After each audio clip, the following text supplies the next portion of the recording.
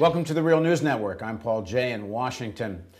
In Afghanistan earlier this year, apparently, a number of American soldiers started to shoot civilians.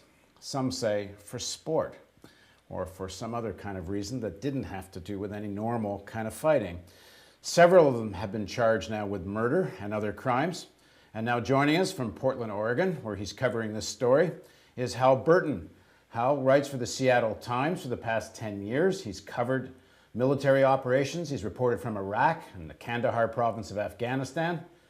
And he's also been embedded with a striker brigade, much like the one that the guys who are charged were part of. He was with the 5th Striker Brigade, 2nd Infantry Division. Thanks for joining us, Hal. Yep, thank you for letting me be here. So start with the basic facts. What do we know so far? Well, what we found is so far that the Army has alleged that there were 5 soldiers involved in the murder of 3 Afghan civilians in January, February, and May of this year. There are other allegations ranging from obstruction of justice to smoking hashish to actually harvesting human body parts for some sort of trophies that encompass about 12 soldiers from this unit and involve more than 70 different alleged crimes. It gives one visions of the movie Apocalypse Now. It's a kind of sociopathy. Apparently they were collecting finger bones and even leg bones. It all sounds rather depraved, even in a war. Well, yes, we have to remember that at this point, these are allegations. There's nothing proven. They haven't even had their Article 32 hearings where they decide whether there's enough evidence to move ahead with court-martial. At this part, some of the families are relaying very strongly that they feel some of their soldiers are not not guilty as of the crimes they're alleged to have been. So it's just something to keep in mind as we move forward. But certainly, it's a very disturbing portrait. It's one that certainly has caused a lot of concern at higher levels of the Army, because after all, the big message that the Army and NATO forces are trying to convey in southern Afghanistan, which is the focal point of the U.S. military campaign now, is that we can reach out and build a better life for the civilian population of that region and help join forces with the government to achieve that. So describe one of the examples of what's alleged to have happened. I mean, why are they describing this as practically some kind of sport?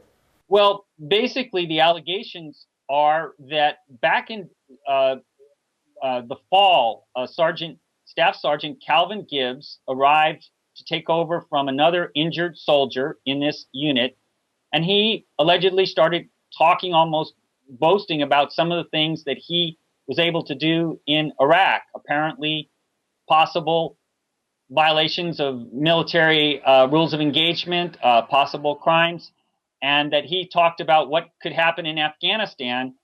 So the allegations were that basically they formed what one soldier called a kill team, and they talked about different scenarios where they could go ahead and execute Afghan civilians and then make it look like it was justified under the rules of engagement of the war, and that they then went and carried out such killings, 3 of them, over the period of January to May. One of the situations described is they found a young Afghan, like a teenager, not much older than a teenage Afghan farmer, discussed amongst themselves, and they apparently shot him and then faked that he had thrown a grenade at them. What is that all about? Well, it's hard to know what that is all about, or even we don't have a good idea what the motives might have been, because after all, war is tough enough when you don't go out looking for trouble. But basically, we have one soldier saying that after they returned to the base, after the execution, that another soldier who was involved in it told him that it was all staged, and that if he ever talked about it, he would be in big trouble. Many of these soldiers who were in the unit who knew about some of these alleged killings were very afraid that they could come to physical harm or a very untimely end if they talked out of school or informed. One of these soldiers wrote his parents back in February, I guess more or less near the beginning of this killing spree, and the father tried to alert the armed forces. What happened with that? Why wouldn't they listen to the father? we're still trying to sort through that. It's fairly extraordinary interchange. The father, Christopher Winfield from Florida, saved the actual internet chat messages with his son, Specialist Adam Winfield, and they portray the messages a very sort of anguished plea about what other soldiers in his unit were doing, that they had already killed one civilian, that they were planning to kill more, that he had proof of that, that initially he asked his father to get the word out. This was on a Sunday, February 14th. So his dad, immediately after the conversation, although it's Sunday, and he provided these phone records to Army investigators to prove what he did, he called a Inspector General's hotline in Washington, D.C. He called a senator, a Florida U.S. senator's office. He says he left a message there with Bill Nelson, although they say they never got a message. He also called an Army Criminal Investigative Command office at Fort Lewis. These were all very brief conversations, but then the phone records show a 12-minute conversation with a sort of command center at Joint Base Lewis McChord, which was formerly called Fort Lewis, at which point he says, the father, Christopher Winfield, in a sworn statement, that he very much outlined what was going on, told about his son's situation, that the man on the other end, the duty officer of the day, expressed some shock and dismay, but said basically that unless Adam would come forward, there's nothing he could do about it, that anyone could do about it, till his son got back to the base. And of course, he was quite frustrated by that. And he says, though, the next day his son was so fearful of possible repercussions from such reporting that he backed off and didn't continue to press the case. Now, this killing club, if you want, went on for like almost 6 months. How did it finally come to light? What finally happened was that in May, there was quite a bit of hashish being smoked. And one soldier was quite upset about that, and he reported that.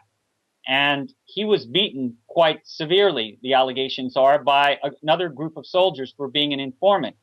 He was kicked and choked and apparently roughed up pretty good. And after that, he then said that he had heard also that they were unjustifiably killing civilians. So that triggered this criminal investigation in May, and then it moved forward quite quickly.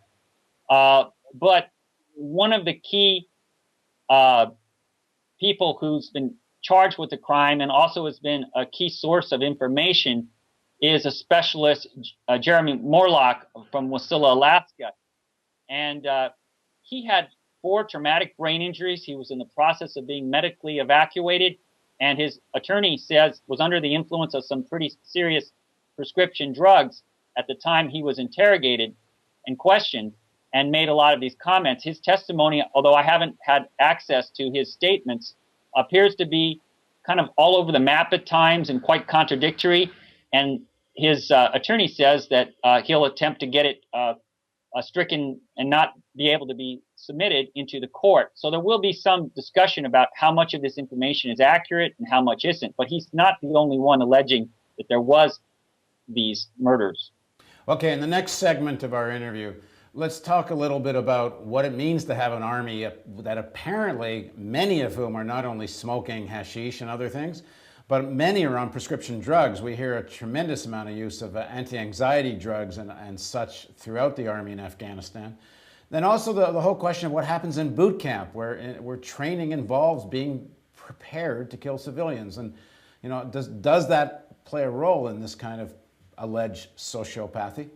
Please join us for the next segment of our interview with Hal Burton on the Real News Network.